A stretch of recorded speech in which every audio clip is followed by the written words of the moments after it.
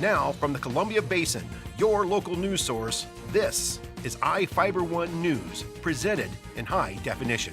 The #1 source for real-time local news, local sports headlines, and our very own Weather Center forecast covering the entire Columbia Basin. With your iFIBER 1 News team, reporting news in real time as it's happening. From the iFIBER Communications HD broadcast studio in Ephrata, Washington, this is iFIBER 1 News, and it starts now.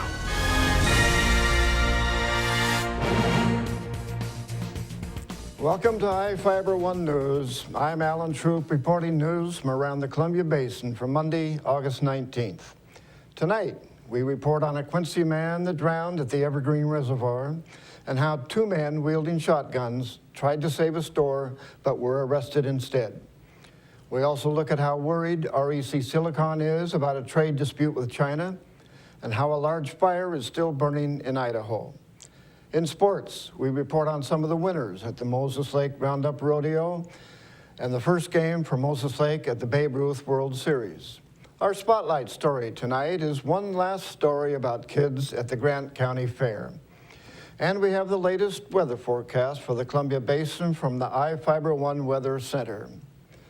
Our top story tonight, 75-year-old Wilbert O'Neill drowned at the Evergreen Reservoir north of George Sunday afternoon.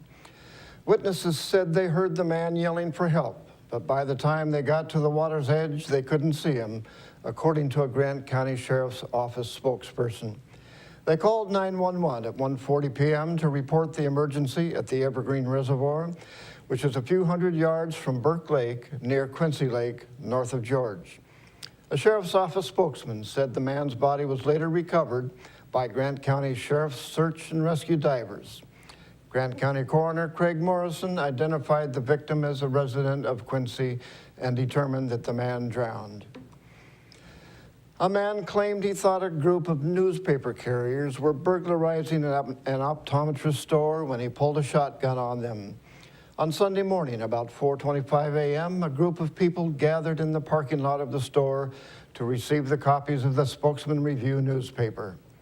Kyle Goring, a 22-year-old Moses Lake man, reportedly told police he saw the group and thought they were stealing from the store on Valley Road and grabbed his shotgun to stop them. James Matson, a 21-year-old Moses Lake man, allegedly grabbed his shotgun and went with Goring. The victim said 2 men approached them, yelling obscenities and carrying shotguns. Moses Lake Police Captain Dave Sands said Goring stated he fired a round into the air to let them know he was not joking around. The suspects advanced toward the carriers, pointing their shotguns at them and telling them they were not leaving.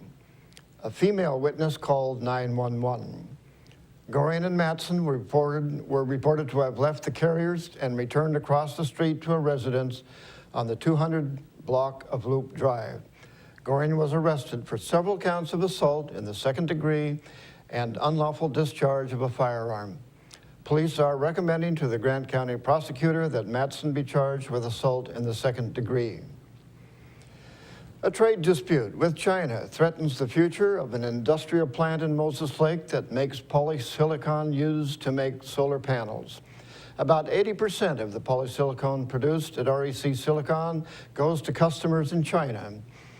Last month, China slapped duties on U.S.-made polysilicon in retaliation for American tariffs imposed last year on imported Chinese solar panels. REC General Counsel Francine Sullivan told the Seattle Times the business is facing a massive blow unless it gets political help. Washington Governor Jay Inslee and members of Congress have pledged support, but a resolution is months away. The REC complex covers 550 acres and has 500 workers. It underwent a $1.7 billion expansion 3 years ago, but plans for another $1 billion investment have been put on hold. Each of the people you see here has warrants for their arrest and is wanted by various law enforcement agencies. If you see any of these people, the DOC asks that you not attempt to detain or apprehend them, but to call police. You can also call the Department of Corrections at 509-764-6180 during the day, or 509-762-1160 after 5 p.m. And we will be right back after these messages with our latest from the iFIBER One Weather Center, sports, and more news.